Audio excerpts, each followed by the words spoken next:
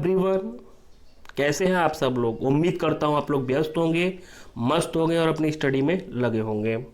आज हमारा टॉपिक है संविधान की अनुसूची। आपको पता है हमारी पॉलिटी की एम लक्ष्मीकांत की सीरीज चल रही है और उसकी समरी जो है चल रही है, और उसी में जो हमारा आज का टॉपिक है वो संविधान की अनुसूचियां हैं।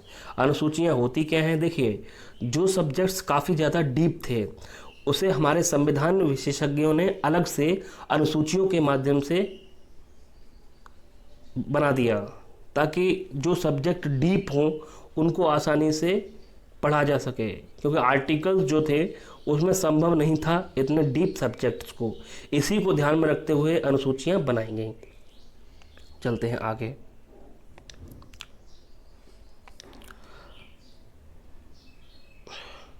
देखिए, संविधान की अगर अनुसूचियों की बात करूं तो प्रथम अनुसूची जो है,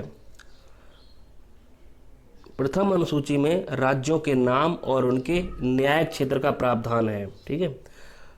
दूसरा पॉइंट, संघ राज्यों के नाम और उनकी सीमाओं से संबंधित, और ये प्रावधान अनुच्छेद 1 एवं 4 में है।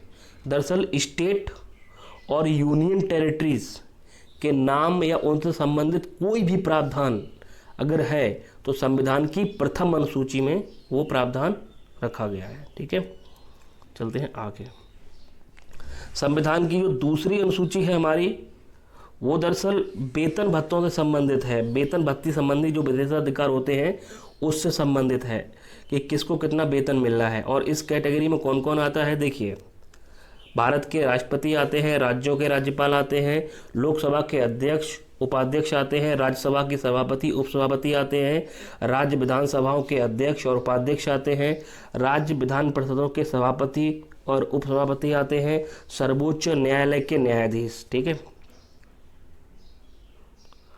उच्च न्यायालयों के न्यायाधीश आते हैं, भारत के नियंत्रक एवं महालेखा परीक्षक। ठीक है। तो संविधान की जो अनुसूची 2 है तो वो सब जो है इसके अंतर्गत ये लोग आते हैं। चलते हैं आगे। हमारी जो तीसरी अनुसूची है, दरअसल ये है शपथ से संबंधित, यानी जो उच्च पदों पर चुनकर आते हैं जो लोग, उन्हें शपथ कौन दिलवाएगा और किस तरीके से दिलवाएगा, वो सारा का सारा प्रावधान हमारी संविधान की तीसरी अनुसूची में रखा गया है। ठीक है। चलते हैं आगे। देखिए, इसके अंतर्गत कौन कौन आता है। संघ के मंत्री आते हैं, संसद के निर्वाचन हेतु अभ्यर्थी, संसद के सदस्य, सर्वोच्च न्यायालय के न्यायाधीश, भारत का नियंत्रक एवं महालेखा परीक्षक, राज्य मंत्री,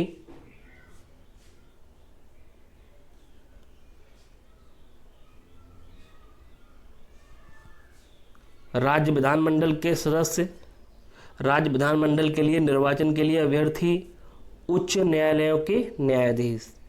तो ये सब जो है हमारे संविधान की तीसरी अनुसूची में आते हैं शपथ से संबंधी प्रावधान में। ठीक है। संविधान की चौथी अनुसूची, तो संविधान की जो चौथी अनुसूची है दरअसल वो राज्यसभा के सदस्यों के सीटों के आवंटन से संबंधित है। यानी जो राज्यसभा में सदस्य चुनकर जाने हैं वो विभिन्न राज्यों और केंद्र शासित प्रदेशों से चुनकर जाते हैं जहाँ पर विधानसभाएं होती हैं। तो यहाँ पर कितने सदस्य राज्यसभा में जाने हैं, उनके सीटों का आवंटन संबंधी प्रावधान जो है चौथी अनुसूची में किया गया है। आपसे क्वेश्चन कर सकते हैं कि संविधान की कौन सी अनुसूची राज्यसभा में सीटों के आवंटन से संबंधित है, तो हमारी चौथी अनुसूची है। ठीक है। चलते हैं आगे। पांचवी अनुसूची। ठीक है। इस अनुसूची में क्या है, अनुसूचित और जनजातीय क्षेत्रों के प्रशासन तथा उनके नियंत्रण के बारे में उपबंध। आपको पता है कि हमारे देश में विभिन्न शेड्यूल ट्राइब्स हैं और एरियाज़ जो हैं, शेड्यूल ट्राइब्स एरियाज़ हैं और विभिन्न जो है एरियाज़ जो है आरक्षित किए गए हैं विभिन्न प्रकार की जनजातियों के लिए। तो उस संबंधी जो प्रावधान है वो संविधान की 5वीं अनुसूची में है। तो यहाँ पर क्षेत्रों को याद रखना है। अनुसूचित क्षेत्र क्या होते हैं, जिनकी मतलब अलग हमसे कल्चर अलग हो, हमसे रहन सहन हमसे अलग हो। तो कुछ ऐसे समुदाय हमारे देश में पाए जाते हैं, तो उन्हें जो है स्पेशल राइट्स दिया जाता है अपने एरिया में शासन चलाने का। ठीक है। चलते हैं आगे। छठी अनुसूची हमारी दरअसल ये जनजातीय क्षेत्रों के प्रशासन से संबंधी प्रावधान से संबंधित है। दरअसल इसमें 4 स्टेट जो हैं जो स्पेसिफिक जनजातीय क्षेत्रों से संबंधित हैं, असम, मेघालय, त्रिपुरा, मिजोरम। यहाँ पर जनजातीय काफ़ी संख्या में हैं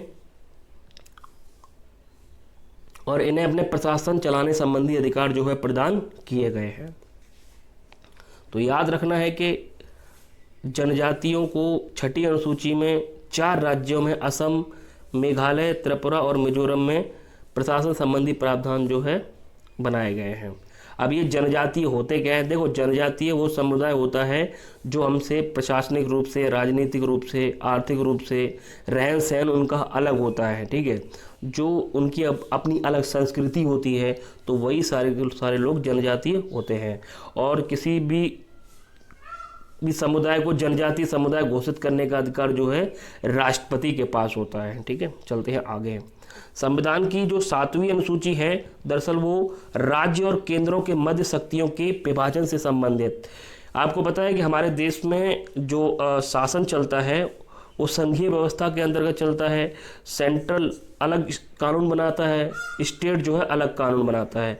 कुछ सब्जेक्ट ऐसे होते हैं जिन पर स्टेट और सेंट्रल दोनों मिलकर कानून बनाते हैं। देखते हैं, देखो, संघ सूची जो है उस पर केंद्र सरकार कानून बनाती है, राज्य सूची पर राज्य सरकार कानून बनाती है, समवर्ती सूची इस पर केंद्र और राज्य मिलकर कानून बनाते हैं। अब सब्जेक्ट्स की बात कर लेते हैं तो संघ सूची में मूल रूप से अगर हम बात करें 97 सब्जेक्ट हैं और वर्तमान में इनकी संख्या 100 है। अगर राज्य सूची की बात करें तो राज्य सूची में मूल रूप से 66 सब्जेक्ट थे, बट करंट में 61 सब्जेक्ट है। अगर हम बात करें समवर्ती सूची में तो मूल रूप से 47 है और फिलहाल जो वर्तमान में सब्जेक्ट हैं वो 52 हैं, ठीक है। चलते हैं आगे। 8वीं अनुसूची। 8वीं अनुसूची में क्या प्रावधान है? देखो, संविधान द्वारा मान्यता प्राप्त भाषा संबंधी प्रावधान जो है इस अनुसूची में किया गया है, ठीक है। संविधान की जो हमारी 8वीं अनुसूची है उसमें क्या प्रावधान है देखते हैं। दरअसल संविधान की 8वीं अनुसूची मान्यता प्राप्त भाषाओं से संबंधित है। आपको पता है कि हमारे कंट्रीज में विभिन्न लैंग्वेजेस बोलने वाले कम्युनिटी रहती है और उस कम्युनिटी को ध्यान में रखते हुए हमारा जब संविधान बन रहा था तो हमारे संविधान में टोटल जो है लैंग्वेजेस थी उस समय 14 थी। बट करंट में जो मान्यता प्राप्त भाषाएं हैं उनकी संख्या कितनी हो गई है? 22, ठीक है। चलते हैं आगे। 9वीं अनुसूची। देखिए, 9वीं अनुसूची में क्या प्रावधान है, यहाँ पर एक चीज देख लेते हैं। देखिए, जब हमारा संविधान बनकर कंप्लीट हुआ था उस समय तक जो अनुसूचियों की संख्या थी वो 8 थी, ठीक। याद रखना है, बहुत ध्यान से सुनिएगा। जिस समय हमारा संविधान बना था उस समय अनुसूचियों की संख्या 8 थी। उसके बाद जो अनुसूचियां जोड़ी गईं वो हमारी पार्लियामेंट के द्वारा संविधान संशोधन के माध्यम से जोड़ी गई। तो करंट में हमारे पास 12 शेड्यूल हैं, यानी 12 अनुसूचियां हैं, ठीक है।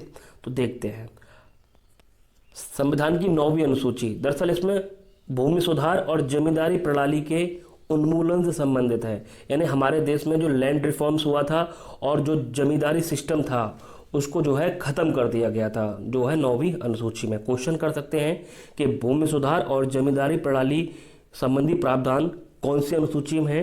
तो 9वीं अनुसूची में है। देखिए, ये अनुसूची जो जोड़ी गई ये प्रथम संविधान या पहले संविधान संशोधन के माध्यम से जोड़ी गई।